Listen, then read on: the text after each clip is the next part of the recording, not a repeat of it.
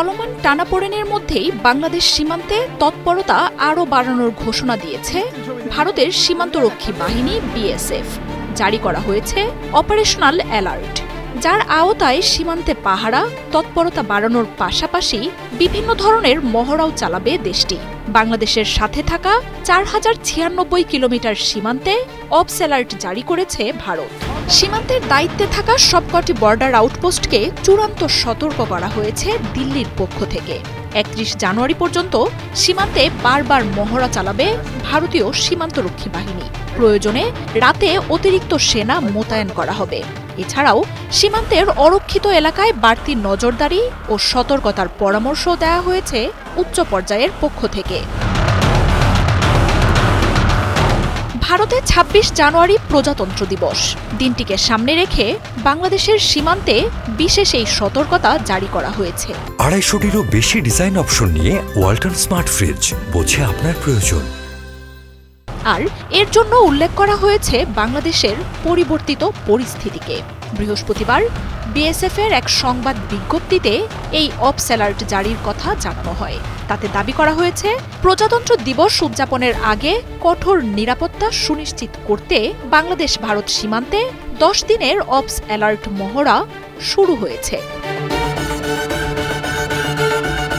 উত্তর পূর্বাঞ্চলীয় কয়েকটি রাজ্য এবং পশ্চিমবঙ্গ মিলিয়ে ভারতের সঙ্গে বাংলাদেশের মোট 4096 কিলোমিটারের সীমান্ত রয়েছে।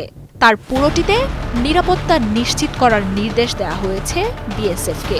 বাংলাদেশের পরিবর্তিত পরিস্থিতির কথা বিবেচনা করে এমন সতর্কতা জারি হয়েছে বলে জানানো হয় বিজ্ঞপ্তিতে।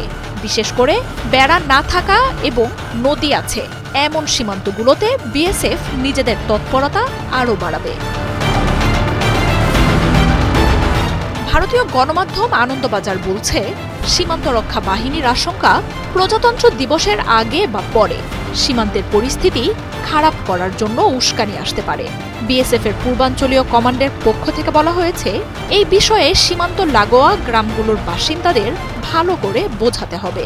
বিএসএফের কৌশলগত অবস্থান এবং অপারেশনাল প্রস্তুতির মতো বিষয়গুলো নিশ্চিত করতে বাহিনীটির পূর্বাঞ্চলীয় কমান্ডের এডিজি রবি গান্ধী একাধিক বর্ডার আউটপোস্ট পরিদর্শনও করেছেন।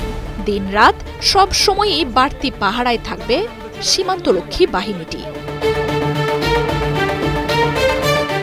সীমান্তে ভারতের আগ্রাসন ঘিরে কয়েক মাস ধরেই বাংলাদেশের সাথে ভারতের সম্পর্কের টানাপোড়েন চলছে। বাংলাদেশের অনুমতি ছাড়াই বিভিন্ন সীমান্তে অবৈধভাবে বেড়া নির্মাণের কাজ শুরু করে ভারতীয় বাহিনীটি। এই নিয়ে দেখা দেয় উত্তেজনা। শেষ পর্যন্ত গেল সপ্তাহে চাঁপাইনবাবগঞ্জ সীমান্তে দুই পারের মানুষের মধ্যে নজিরবিহীন এক সংঘাতেরও ঘটনা ঘটে। দুই দেশের কূটনীতিককে পাল্টাপাল্টি ডেকে পাঠানোর ঘটনা ঢাকা দিল্লির সম্পর্ক আরও নাজুক করে তোলে। সীমান্তে উত্তেজনা এবং থমথমে পরিবেশের মধ্যেই বিএসএফের অপারেশনাল অ্যালার্ট বাহিনীটিকে আরও আগ্রাসী ও সক্রিয় করে তোলার শঙ্কা দেখা দিয়েছে। সীমান্তে ভারতের মহড়া বা বাড়তি টহল ও নজরদারি পরিস্থিতি আরও অশান্ত করে তুলতে পারে। মার্জিয়া উপমা, ৭১।